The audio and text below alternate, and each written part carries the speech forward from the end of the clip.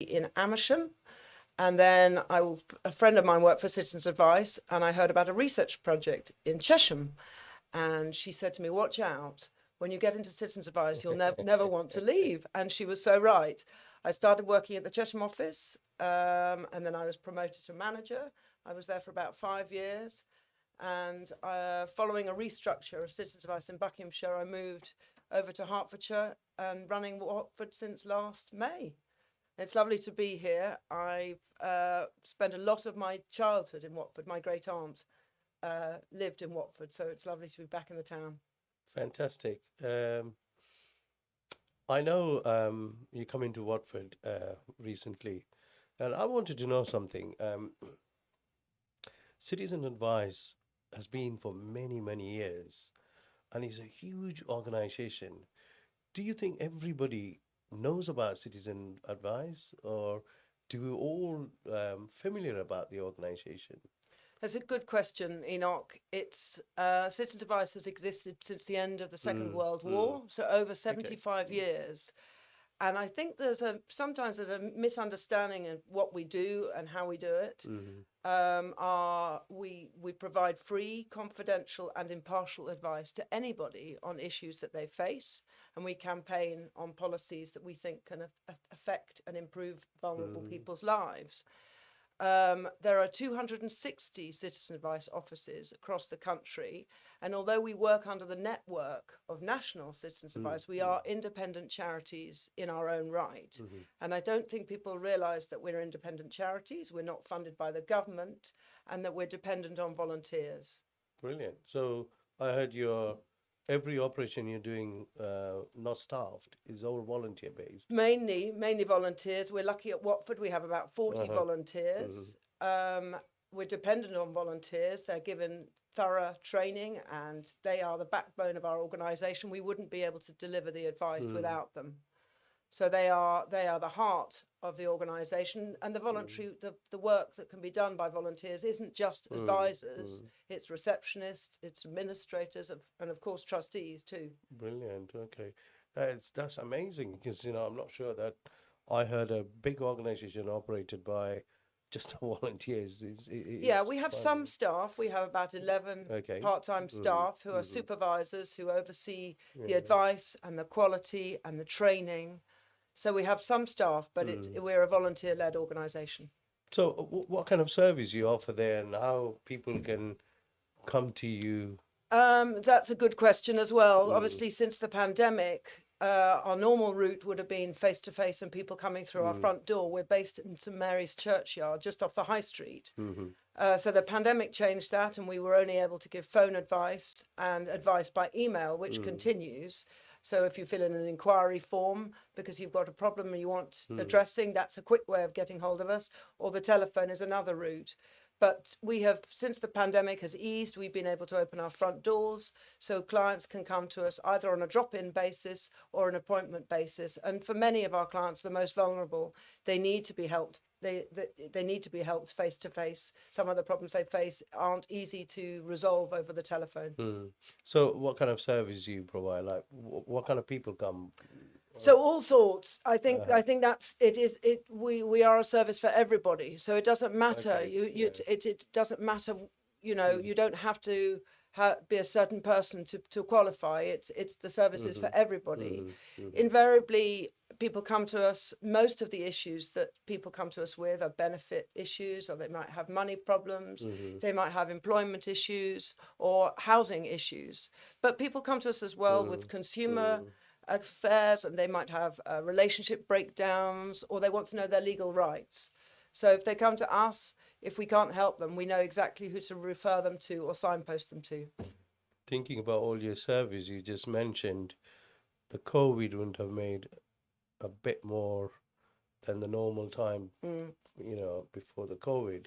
So how are you, what kind of things changed? Yeah, I think the our clients were really challenged Mm. initially by changes to employment and working from home, and some people their jobs Mhm. they couldn't work from home.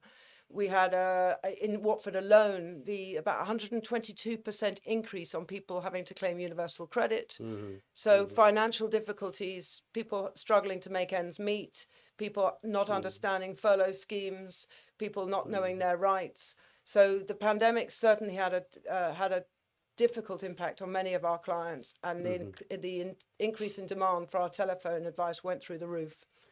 So you probably, come to know that Watford is very diverse, different communities. Do you agree with me that all these different communities face different struggle? Yes, they do, and I think we ensure that our volunteers are Okay, diverse so that we can understand the brilliant. clients that we support, That's, and that's why it's important that mm, now that now that the pandemic is abating, we can actually ensure that mm, we reach communities in different ways. Some people mm, don't have the confidence to pick up the phone but need mm, to walk through the door. Some people might find that they can talk to their social housing but they can't talk to us direct. So it's important that we mm, have strong referral routes, and we work with our partners so that mm, residents, even if they're the most vulnerable, know that they can turn to us. mm.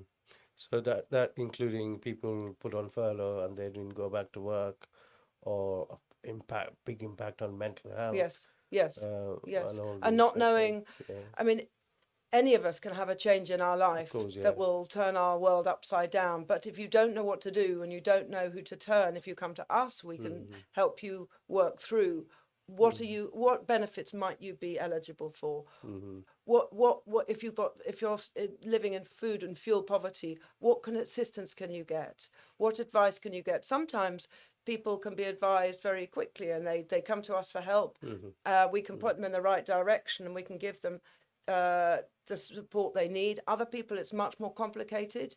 They might be facing eviction, they might have other housing issues, mm, they might have insecure work, and if they have debts that have built up, they don't know where to turn, mm, and so mm, some of the clients that we see takes more time. They might need casework level of advice, so we'll fill in forms for them. We'll speak on their behalf to the job centre, and so it depends on the clients what they come to us with, or the complexity of their problems. So people will be running with one problem. You might be in a great place to identify even more problem they're facing. An example like food poverty or fuel poverty. How do you Yes. how do you tackle those? Yes, so through the household support fund we can help people, Mm-hmm, and we mm-hmm, can give vouchers, but we're not an organisation to just give out vouchers and give mm-hmm, out money. We want to help the client with mm-hmm, looking at mm. what the problems they have and whether we can actually rectify it for the long term. Is there any initiative you're doing? Any kind of support with individuals? Or Yes, so we have casework levels. So for certain clients who need support over a 3 or 4 month period, we might be able to okay, help resolve their debts. They might have a housing issue. They might yeah, face eviction.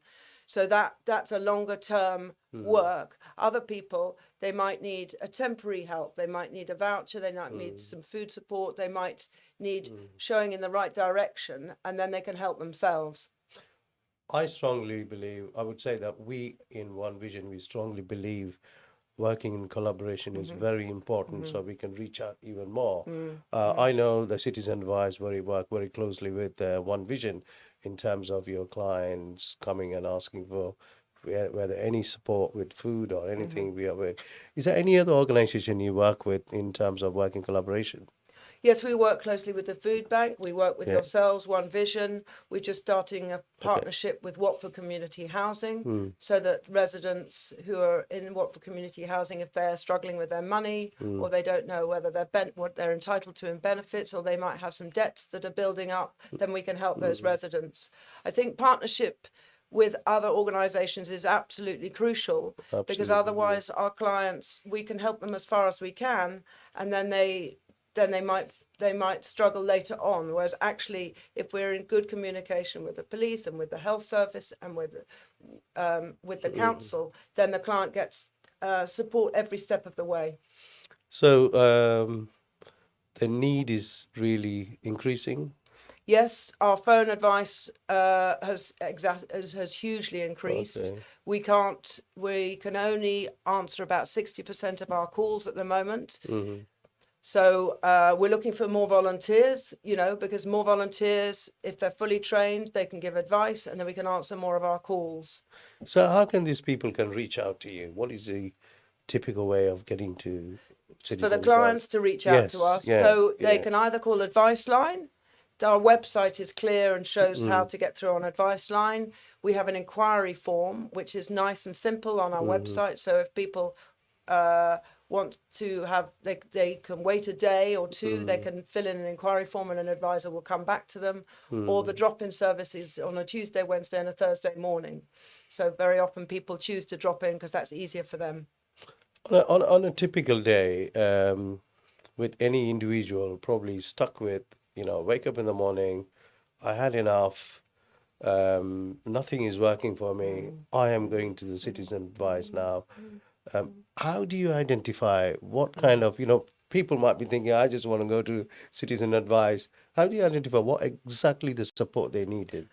Well, all of our Yeah. advisors are highly trained. Okay. Yeah. So whether it's the receptionists greeting clients, whether it's assessors on the telephone, they are trained to work with the client, identify the situation and work out whether it's an emergency, what can be done straight away, what can be done in due course.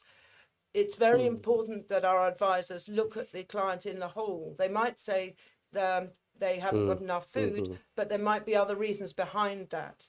So our volunteers and advisors are trained to explore the client's issues to the full. It's a holistic service, so we can't look at one problem because usually the client comes with 4 or 5 issues. Absolutely. The Yeah. client might think they have one problem, but actually they're multi-linked. So it's complex work. Do you give legal support as well? We don't. We're not a legal advice Okay. agency. All right. No. Okay. Brilliant. But we know who to refer clients to and how Brilliant. to support them. So they might be coming with a very big issues, and is that right? Yeah, I mean, some are facing eviction. Okay. Some might not have enough food to feed their children. Some might have there might be an instance of domestic violence. So it's complicated. But we're there to empower the client, equip the client so the client can make a decision by them, ideally by themselves. We show them the options and then help them through. Brilliant. So I just mentioned about Watford is being a diverse Hertfordshire too. I'm sure that you know that there's not many people's first language is English. So how do you break that barrier? People do not speak English, when they come to you. Yeah, it's very important that we're accessible. And I think that could be a barrier. And it's important that residents know that they can come to us. We make good use of language line, and many of our advisors speak different languages, so that's quite helpful. We call on the team. And we do encourage clients to come with a friend or a relative, either if they're coming to a drop-in or if they're on the telephone to help assist with translation. Brilliant. Tell me something. The pandemic started. We are almost 2 years in pandemic. It's not end yet. What are the biggest concern people have, and what are the issues they come to you? I think even before the pandemic, the majority of issues have stayed very much the same. We have predominantly we help clients with debt issues, with housing issues, and with benefits issues, and employment issues. So those don't go away. And with the increasing living costs at the moment, fuel prices going through the roof, food prices on the increase, I think clients are feeling it harder and harder to make ends meet. Working people being supported by universal credit, but universal credit not giving them enough. So they're trying to find more hours. So it is a question of how do I spend my money? How do I make it last to the end of the week? So that we're seeing that more and more is people challenged by the small budgets they have. Brilliant. So Citizen Advice is very inclusive. Yes. Doesn't matter what age. Doesn't matter. Tell me about both the in young. terms, Talk both to in me. terms of our volunteers. Yeah. Our volunteers come from every walk of life. We have people that are retired. We have students. We have mums coming back into work. Volunteers from every. But so that helps. But also with our clients. It doesn't matter whether you're old or young, rich or poor. You can anybody can have an issue and face a personal crisis. Take me through how young people they are struggling as well. How young people are they approaching to ask for some support? Young people. Yes. Less so. We look at the people we're helping. We're not enough people in their 20s. That changed in the pandemic because there was a real uncertainty around furlough.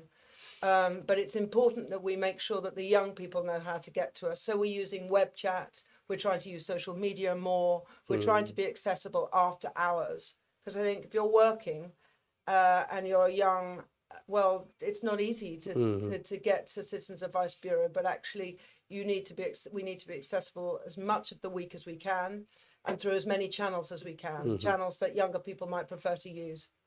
What are the time and hours of operation weekdays? Weekdays it's Monday, Tuesday, Wednesday and Thursday mornings, but from the end of March we're going to extend that. Subject to no more COVID restrictions, we're extending to a 5-day week. Emma, what one thing you want people to know about Citizen Advice? You know, that burning that you haven't achieved that, that you want to work even more and to ensure that as a chief officer recently joined, I want to get Citizen Advice Bureau to a different level. I want to reach out to the communities. Talk to me about just one thing.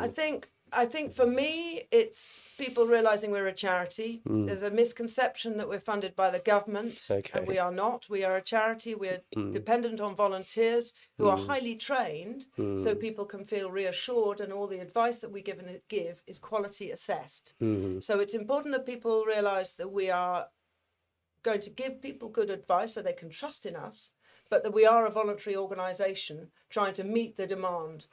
So it's an important to realise that. Also that we're here for everybody, whatever problems you face, and that we can campaign on behalf of people.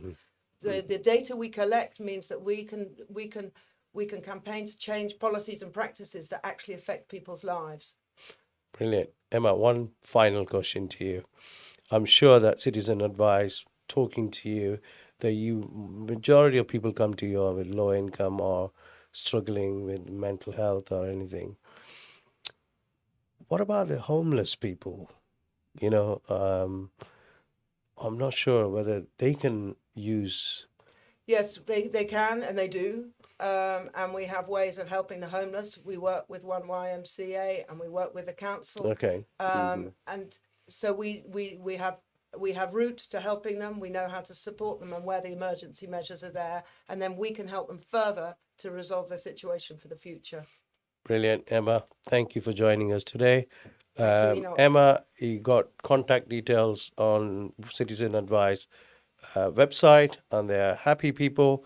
I personally have visited the Citizen Advice at Watford, we have got quite good relationship with the Citizen Advice team. If you want to volunteer or if you want to show any support, please get in touch with them. And thank you so much for joining today, Emma. Thank you for having me.